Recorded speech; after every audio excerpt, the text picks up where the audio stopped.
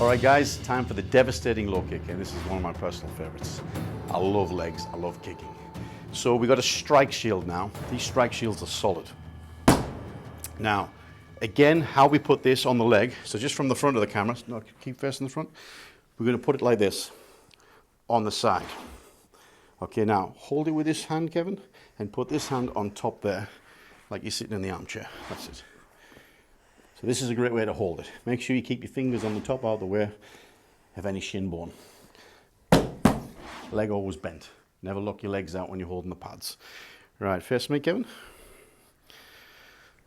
And now, just checking equipment. So your position. Yes, I'm out of range with the hands, but I'm not out of range with the legs. This is what's great.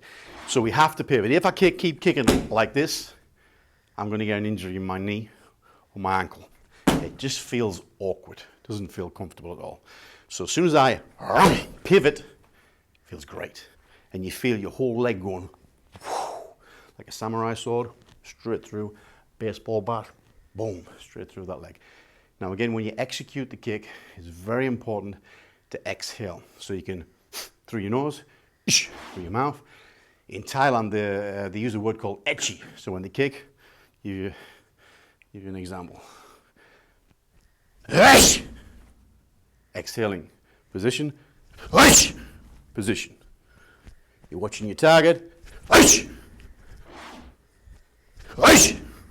position, for the breathing. See the arms?